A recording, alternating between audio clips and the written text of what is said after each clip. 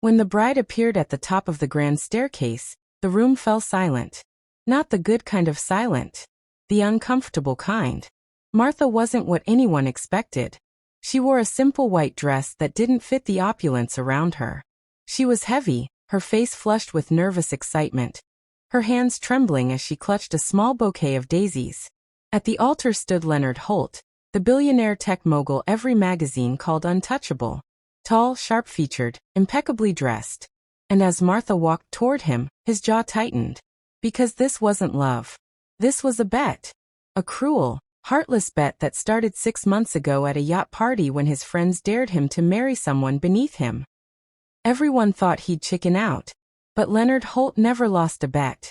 What no one knew, not even Leonard himself, was that this wedding would become the biggest mistake and the greatest lesson of his life. Before we dive deeper, let us know in the comments where you're watching from. We'd love to hear from you. And if you're new here, click on the subscribe button so you never miss any of our upcoming videos. 6 months earlier, Leonard was bored. Filthy rich at 32, he'd built an empire in tech security software, sold companies, bought islands, dated models, and felt absolutely nothing. His friends were the same, trust fund kids who treated life like a game with unlimited continues. One night, drunk on a yacht off the coast of Miami, his best friend Marcus threw out a challenge. You think you can get any woman? Prove it. Marry that woman who works at the cafe on 5th Street. The one everyone ignores. Leonard barely remembered her face. Just knew she was heavy, quiet, always wiping down tables with her head down. Marcus laughed. 6 months. If you actually marry her, I'll give you my Bugatti and 50 grand. If you quit, you cover my next 3 vacations. Leonard's ego couldn't resist. Deal. The next morning, hungover and reckless, he walked into Martha's bakery for the first time. It was small, cramped, and smelled like fresh cinnamon rolls. Martha stood behind the counter, flour dusting her cheeks, smiling at an elderly customer like she had all the time in the world. When she saw Leonard, her smile faltered. Men like him didn't come here. Can I help you? She asked softly. Just coffee. Black, he said, forcing a smile. He sat by the window and watched her work. She moved with care, laughing with customers, remembering their orders. There was something disarming about her kindness. Something that made the game feel a little less fun already. Over the next few weeks, Leonard came back. Not because he wanted to, but because he had to win the bet. He learned her routine. She opened at 6, closed at 8, and never took a day off. Her father had died 2 years ago, and the bakery was all she had left of him. She didn't talk much about herself, but when she did, her eyes lit up like the world still had magic in it. I know people laugh at me, she said one evening, wiping down tables after closing. But I don't mind. I've learned that kindness is louder than cruelty if you let it be. Leonard felt something uncomfortable twist in his chest. Guilt? No. He shoved it down. This was just a game. One night, under the pretense of coincidence, he asked her to dinner. She hesitated, shocked. Why me? Leonard lied smoothly. Because you're real. Everyone else I meet just wants something from me. Martha's eyes softened. I don't even know what you do for a living. I'm in tech. Nothing glamorous. She smiled. I like simple. They started seeing each other regularly. Leonard played the role perfectly. Gentle, attentive, humble. He listened when she talked about her late father, her dreams of expanding the bakery, her love for old movies. And somewhere along the way, the lines blurred. He started forgetting he was acting. Her laughter felt genuine. Her trust felt sacred. But every time his phone buzzed with messages from Marcus asking for updates, reality snapped back. This wasn't real. It was a countdown. Now, I want to pause here for a second. Have you ever trusted someone completely, only to find out they weren't who you thought they were? Drop a comment and tell me about it. And if you're enjoying this story so far, go ahead and hit that like button. It really helps us bring you more stories like this. For months in, Leonard proposed. Not because he wanted to, but because time was running out. He took her to a quiet park at sunset, got down on one knee, and said the words he'd rehearsed a dozen times. Martha, you've shown me what it means to be seen, not for what I have, but for who I am. Will you marry me? She cried, actual tears streaming down her face. Yes. Yes, Leonard. I thought I'd never find someone who'd love me like this. He slipped the ring on her finger, and she hugged him so tightly he could feel her heartbeat. That night, alone in his penthouse, Leonard stared at the ceiling. He should have felt victorious. Instead, he felt hollow. But pride kept him moving forward. The wedding was planned quickly. Leonard's friends insisted on funding it, turning it into the social event of the season. Martha was overwhelmed but grateful. She kept saying she didn't need anything fancy, just him.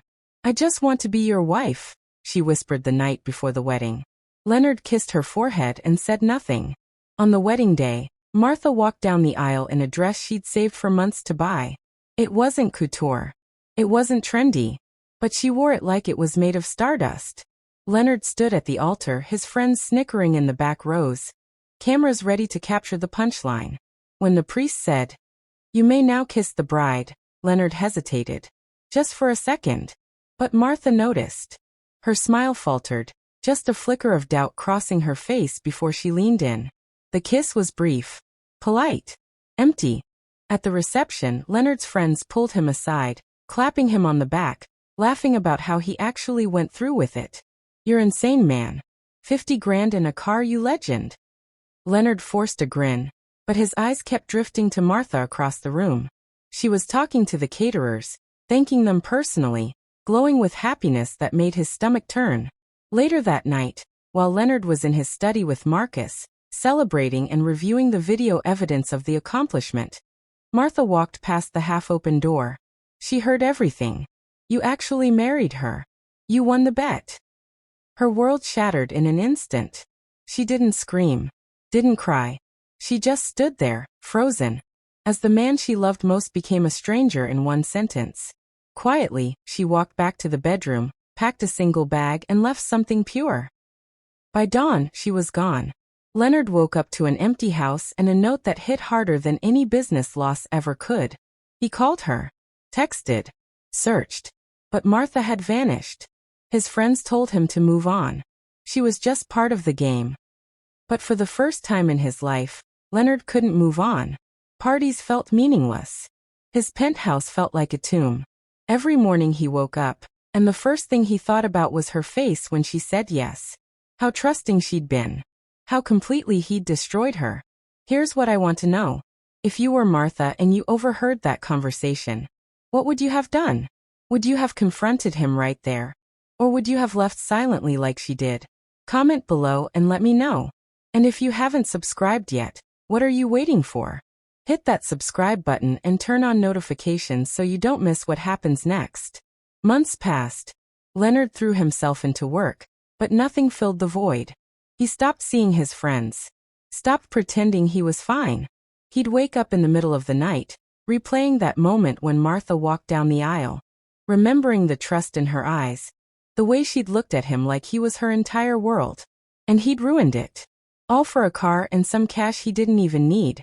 He started going back to the bakery, hoping to see her, but it was closed. A for lease sign hung in the window. He asked around the neighborhood. No one knew where she'd gone. It was like she'd erased herself from his life completely. One evening, Leonard sat alone in his penthouse, staring at the note she'd left. "You broke something pure." Those words haunted him. He'd broken a lot of things in his life. Business deals, relationships, promises. But he'd never broken something pure before. He'd never destroyed someone's faith in love itself. For the first time in years, Leonard cried. Not because he'd lost the bet, but because he'd lost the only person who'd ever seen him as more than his bank account. And the worst part? She'd been right to leave. 6 months after Martha disappeared, Leonard received an invitation to a charity gala, empowering women through entrepreneurship. The host's name caught his eye, Martha James Holt. She'd kept his name. Leonard's hands shook as he read the invitation. Part of him wanted to throw it away, to keep living in his guilt and self-pity. But another part, the part that still remembered her smile, needed to see her again. He arrived late, slipping into the back of the ballroom. And then he saw her. Martha stood on stage, radiant in a tailored navy dress. Her hair elegantly styled, her voice strong and clear. She was different. Not in size, though she looked healthier, but in presence. She carried herself with a confidence that didn't need validation. I want to talk about betrayal, she said into the microphone, her voice steady. Not the kind that comes from strangers, but from the people we trust most. A year ago, I was humiliated by someone I loved. But that pain taught me something invaluable. My worth was never tied to his perception of me. It was always mine to define. The crowd applauded. Leonard's throat tightened. She continued. I used that heartbreak as fuel. I expanded my bakery into 3 locations. I hired women who'd been overlooked and underestimated, gave them jobs, taught them skills, and built something I'm proud of. Not because I wanted revenge, but because I deserved peace. Her eyes scanned the crowd, and for a split second, they landed on him. She didn't flinch, didn't falter. Just a brief acknowledgement before moving on. Let me ask you something. Do you think Martha should have acknowledged Leonard at all? Or should she have completely ignored him? What would you have done in her position? Drop your thoughts in the comments. And if this story is hitting you in the feels, smash that like button and share it with someone who needs to hear this message. After the event, Leonard waited by the exit. When Martha emerged, surrounded by supporters, he stepped forward. Martha. She stopped. Her expression was calm, unreadable. Leonard. Can we talk? She glanced at her watch. I have 5 minutes. They stepped into a quiet hallway. Leonard's voice cracked. I don't expect forgiveness. I just need you to know I'm sorry. What I did was unforgivable. I've thought about you every single day since you left. I can't sleep. I can't focus. Everything feels empty without you. Martha looked at him, not with anger, but with something far more painful. Indifference. I forgave you a long time ago, Leonard. Not because you deserved it, but because holding on to anger was exhausting. Hating you was like drinking poison and expecting you to die. So I let it go. Leonard's eyes filled with tears. Then why does it feel like you still hate me? I don't hate you, Martha said quietly.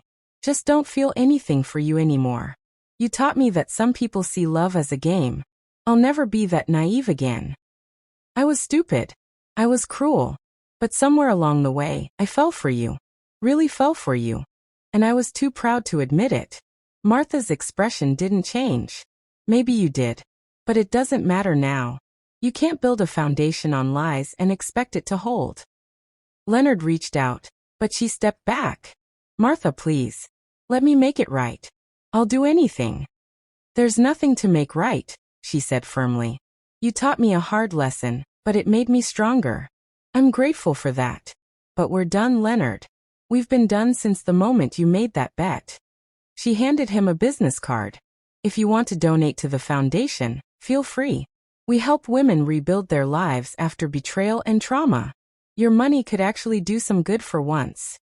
Leonard took the card, his hands trembling. I really did love you. Maybe, Martha said softly. But love without respect is just obsession. And I deserve more than that. She walked away, her heels clicking against the marble floor, and Leonard stood there, alone, realizing he'd lost something money could never buy back. He watched her disappear into the crowd, laughing with her colleagues, glowing with a happiness that had nothing to do with him. And for the first time in his life, Leonard understood what it meant to lose something that actually mattered. So here's the question I want you to think about. Who really won? Leonard kept his billions, his empire, his status. But Martha kept something far more valuable. Her dignity. Her peace. Her sense of self. If you were Martha, could you have forgiven him? Or would the betrayal have been too deep? Type Grace wins in the comments if you believe forgiveness is the ultimate power. And if you think Leonard deserved a second chance, type second chances matter. I want to hear your thoughts. And if you've ever been betrayed by someone you trusted, I want you to know something. Your worth was never tied to how they treated you. It's yours. Always has been. Always will be. Leonard still runs his company. He's still wealthy, still successful. But every time he passes a bakery, every time he smells fresh bread, his heart aches with the memory of the woman who taught him what true strength looks like. He donated $1 million to Martha's foundation. She sent a thank you note, professional and brief, with no personal message. He framed it anyway. Not because he thought it meant she still cared, but because it was the only thing he had left of her. Martha continues her work, empowering women, sharing her story, proving every single day that the size of your heart matters far more than the size of your bank account. She never remarried. Not because she was still hung up on Leonard, but because she learned to be complete on her own. She didn't need someone to validate her. She was enough. 3 years later, Leonard saw her on the cover of a business magazine. From Betrayal to Empire. How Martha Holt Built a Movement. He bought every copy in the store and read the article over and over. In the interview, when asked about her ex-husband, Martha said simply, "He was a chapter in my life, not the whole story. I'm grateful for the lesson, but I've moved on to better things." Leonard learned the hard way that you can't buy back trust. You can't purchase dignity. And you certainly can't bet on love and expect to win anything but regret. Martha learned that her worth was never up for debate. That kindness isn't weakness. And that walking away from toxicity is one of the bravest things you can do. So who won? The man with all the money and none of the peace? Or the woman with nothing to prove and everything to live for? I think you already know the answer. Thanks for watching. Drop those comments, hit that subscribe button, and I'll see you in the next story. Remember, your worth is not determined by how others see you. It's determined by how you see yourself. Never forget that.